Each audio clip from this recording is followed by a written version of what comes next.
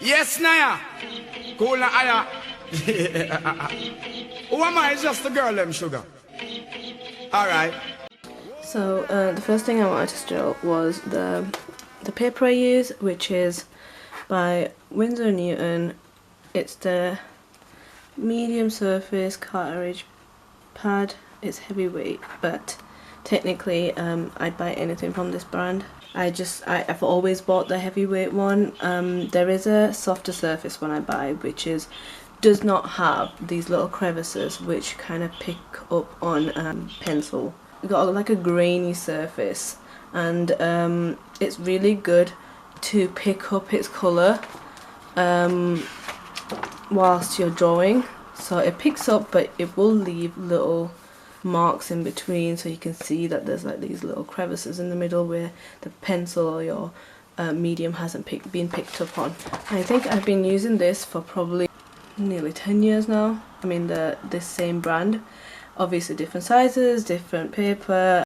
I thought I'll give you an example of the paper being used with pencil, like just a normal HB or 4B pencil, because that's what all I use, and I'll get to that later.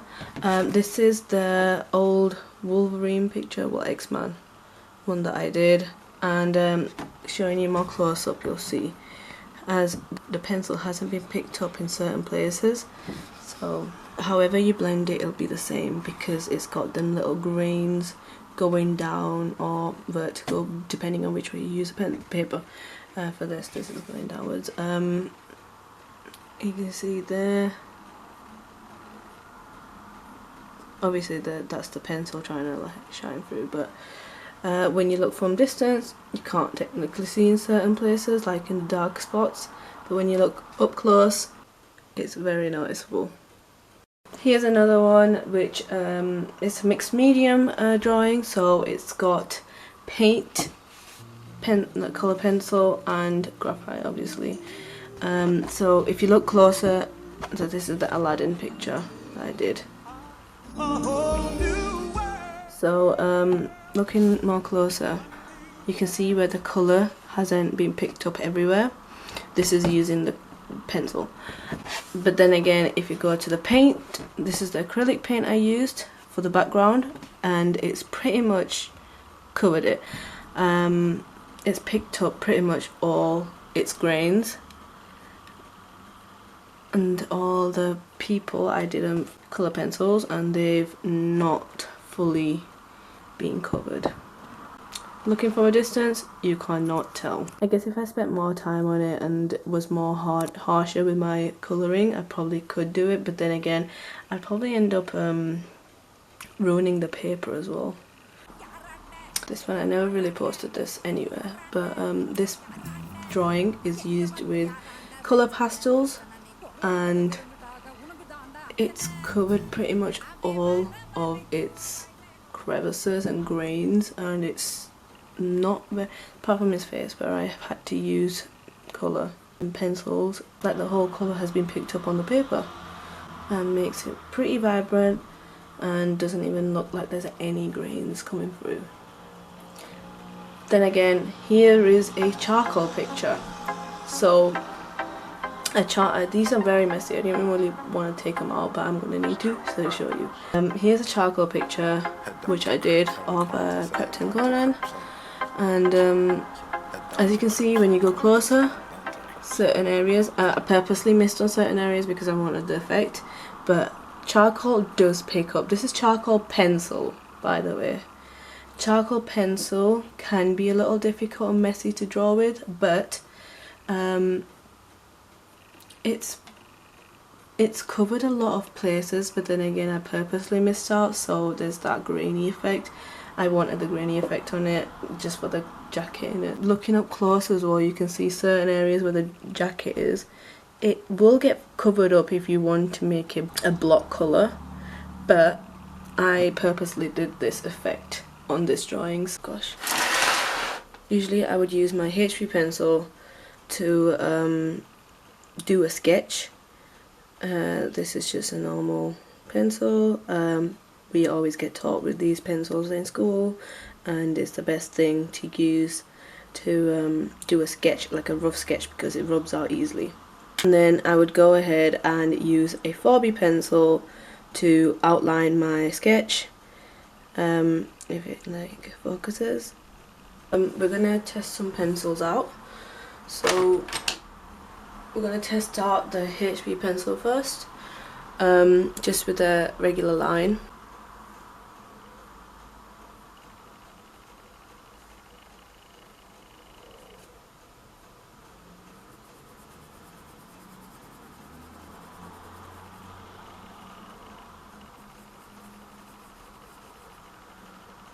As you can see, a HB pencil is just an ordinary pencil. It's got one of them, it's the lightest pencil you can probably get, unless if you want to go on to a grayer tone. To outline my HB pencils, once I've drawn a picture, just to sketch out, I'll go ahead and I'll use my 4B pencil. I'll go ahead and do a line.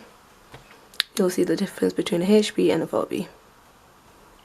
This is just me lightly pressing down, and then I'll do a scribble or a shade. Just one layer, so I'm not going over it too much, and then a squiggle. So as you can see, the difference instantly. 4B is a lot more darker than the HB. Moving on, I'll go ahead and show you the old fine liners which I used to use. So these are the Unipin pens, fine liners. I would usually get a pack, or I'd go on just buy it separately. You can buy them separately in like Range, Staples. Staples aren't around anymore, but any other shop that does arts and crafts, because these are just a universal pen. The three that I normally use to outline and create my pieces, portraits, are always these three. So it's the 0.05, 0.1 and 0.3. I'll just compare one of the pens to my other fine liners which I'm using currently. So the ones I am using currently are the Faber-Castell ones. These are actually pretty new, they're about a year old. I think most of them kind of have lasted. I've used pretty much all of them, apart from one, because the tip of it I didn't really need it for any of my drawings. So I'll show you the pack. So they are 9.99. These are the ones from Range. So these are all the tips they have, and this is how they come out. The one I don't really use is this C, because it's got like an angled tip and I didn't really need them. I've used pretty much the rest, either just to write or even do my drawings, because they actually are pretty good. They're really dark, and I will compare one pen from each brand to show you the comparison. Unfortunately, I tried to get two pens to compare which are similar, and I couldn't, because either a Unipin one was dried out or broken, or that's always happens. That's why I had to change brands, because a Unipin fine liner always kind of dries out and the tip breaks easily. So here goes nothing with a 0.4 Unipin, if it wants to like. Well, anyways, it's the 0.4. Compare this with the Faber-Castell. Unfortunately, the closest one to this pen is the 0.5, because I'm not really sure if they have a 0.4. If they do, it did come with a pack. So let's just compare their tips first. 0.4 tip, kind of thick. They can easily just break off the metal part over here. And then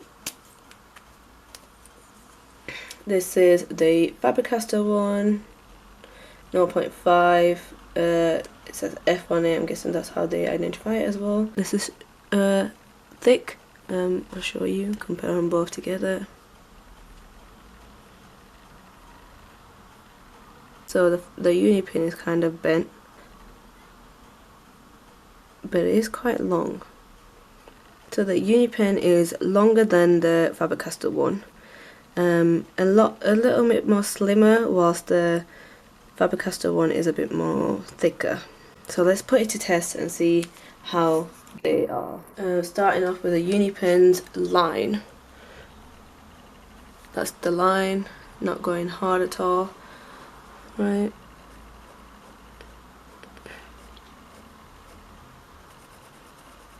And I went over that again, but I just wanted to show you how it looks when it's drawn down. That's that. Okay. Now here goes a line with the Faber-Castell one. Oh my god. There we go. It just didn't work, so I went over it again. It's a lot more thicker, as you can see.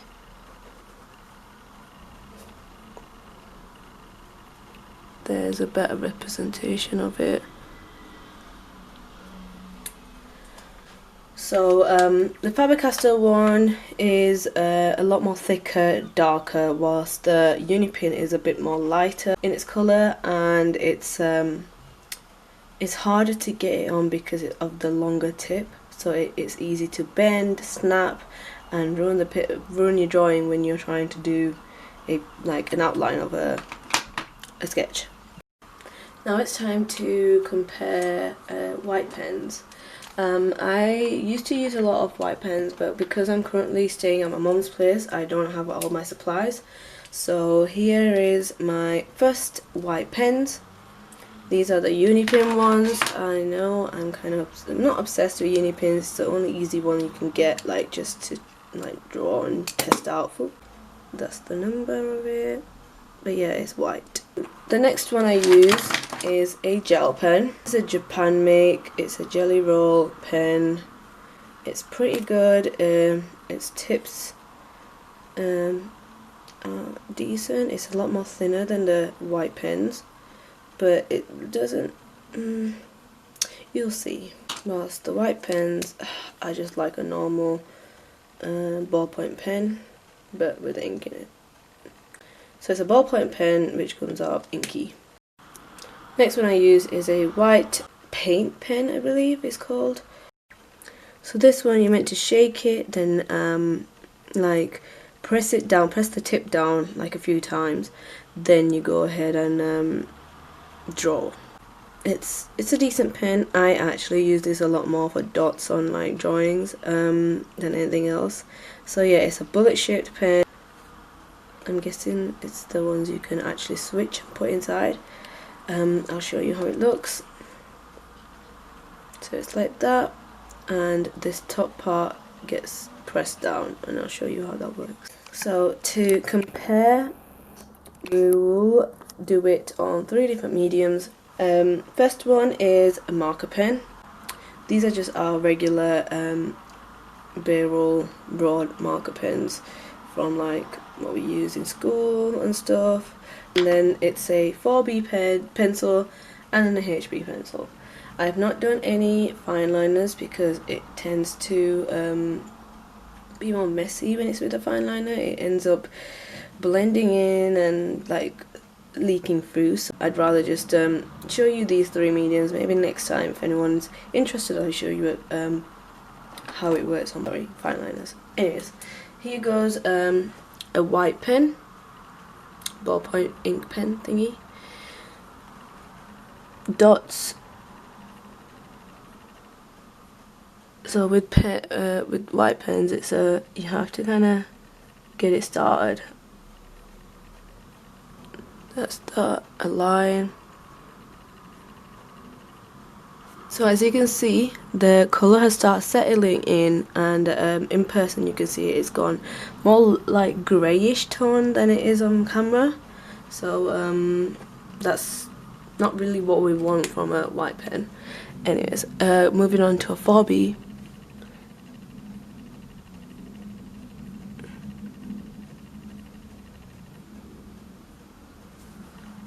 There we go with a white on 4B.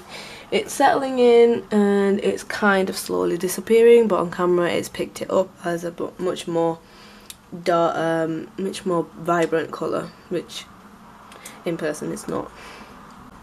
HB.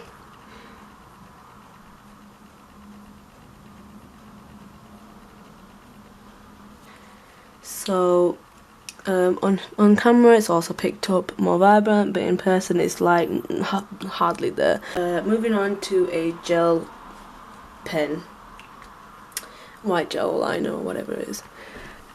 This also you need to get the ink moving.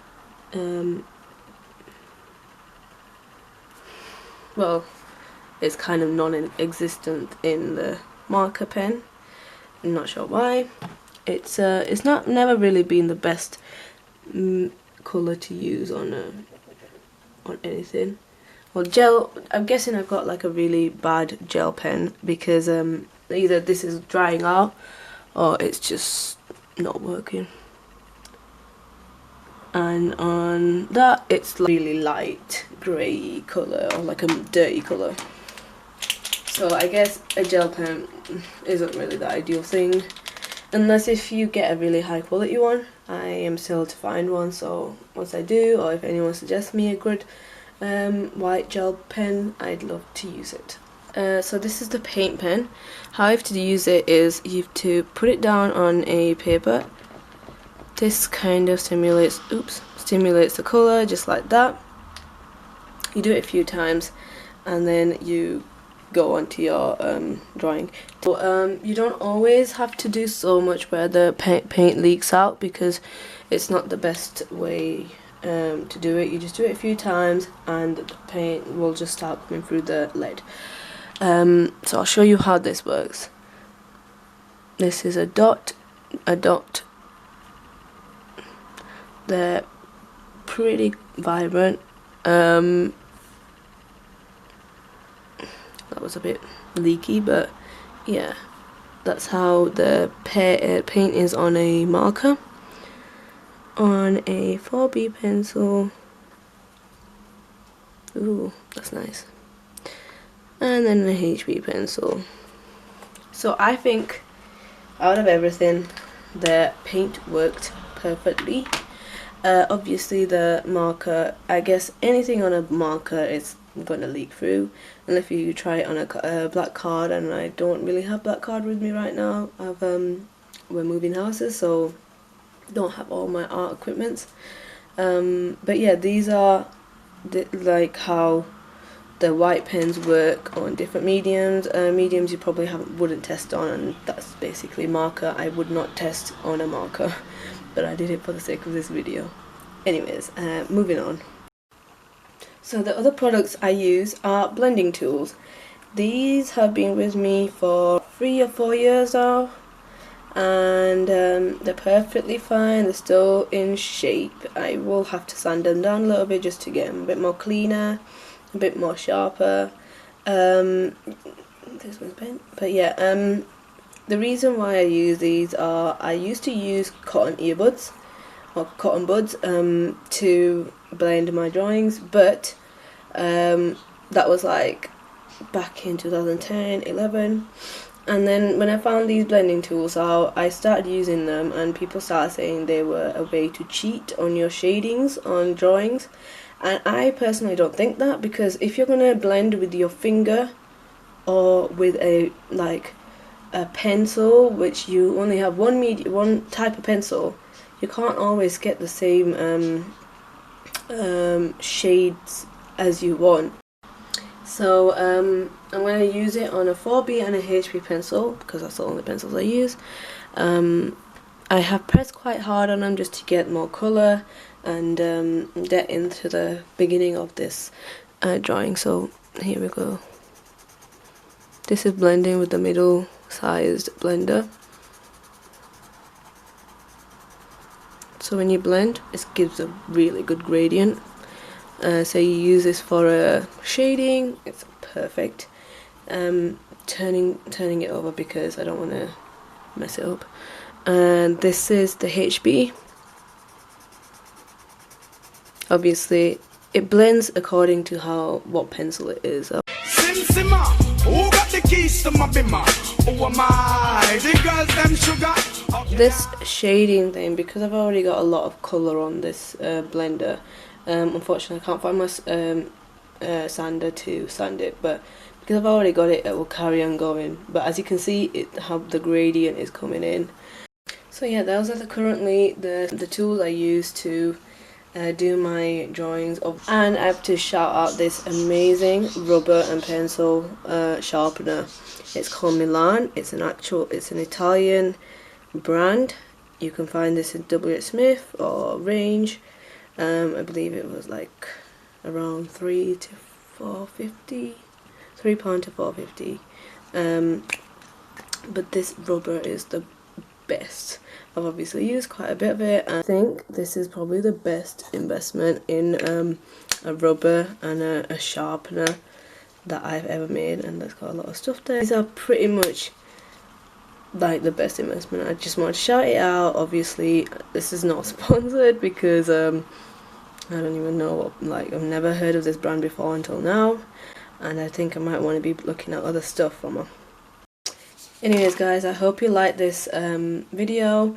I'd love to do more, so just let me know what other kind of videos you'd like to see. If you'd like to see any tutorials, any other equipment, tools, videos, then I'm all here. Take care, bye bye. Them sugar. Jeez.